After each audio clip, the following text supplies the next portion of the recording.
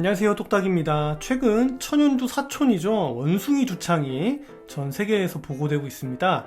이번 시간엔 원숭이 두창의 증상과 위험, 요인, 치료법에 대해서 알아보도록 하겠습니다. 16개국 1000건에 가까운 사례가 보고되고 있는데요. 그 발생 속도의 기울기가 아주 가팔라요. 원래 원숭이 두창은 아프리카 지방의 풍토병입니다.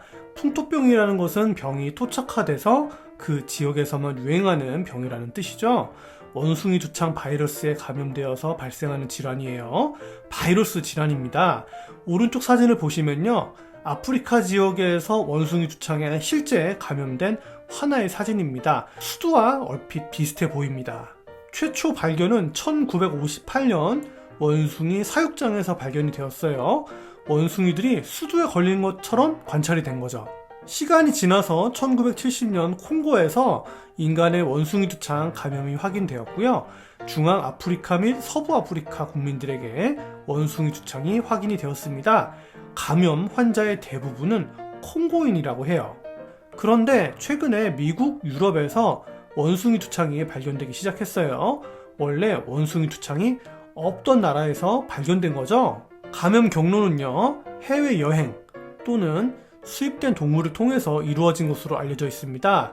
감염된 동물에 물리거나 접촉하는 경우, 감염된 사람의 체액이나 궤양에 접촉하는 경우에 퍼질 수 있어요. CDC의 발표로는요, 인간의 정액이나 지렉을 통해 퍼질 수 있는지 여부는 아직 밝혀지지 않았다고 하는데, 키스나 그 이상의 밀접한 접촉을 통해 전파가 가능한 것으로 알려져 있어요. 미국 CDC에서 밝힌 임상 양상인데요. 첫째, 잠복기는 일주일에서 2주 정도라고 하는데요. 길게는 5일에서 21일까지 잠복기가 있을 수 있다고 해요. 잠복기 초기에는요, 전구 증상으로 열이 나면서 권태감, 두통이 발생할 수 있는데 얼핏 보면 감기와 유사한 것처럼 보입니다. 이외에 근육통, 요통, 임파선이 붓기도 하고요. 오한, 피로감을 느낄 수 있습니다. 임파선이 붓는 것은 천연두와 원숭이 두창을 구별하는 특징인데요. 발열이 시작될 때 혹은 발진이 시작되기 하루 이틀 전에 발생한다고 합니다. 목, 겨드랑이, 사타구니 주변에 임파선이 부어오를 수 있고 신체 양측이나 편측만 부을 수 있다고 합니다. 둘째, 전구 증상 직후 발진이 나타날 수 있어요. 수두와 유사하게 반점이 발생하면서 구진, 소포, 농포, 딱지와 같은 피부 병변이 관찰될 수 있어요. 병은 2에서 4주간 지속되고요. 아프리카에서 밝혀진 사망률은 10명 중 1명, 즉 10%의 사망률을 보인다고 합니다. 원숭이 두창 감염 방지책으로는요, 첫째, 바이러스를 보유 가능한 동물과의 접촉을 피해야 합니다. 원숭이 두창 창궐 지역이라면 특히 주의해야겠죠. 둘째, 감염된 환자와의 접촉 역시 피해야 합니다. 만약 감염자와 접촉했다면 비누로 손을 깨끗이 씻거나 알코올 성분의 소독제를 사용해야 하죠.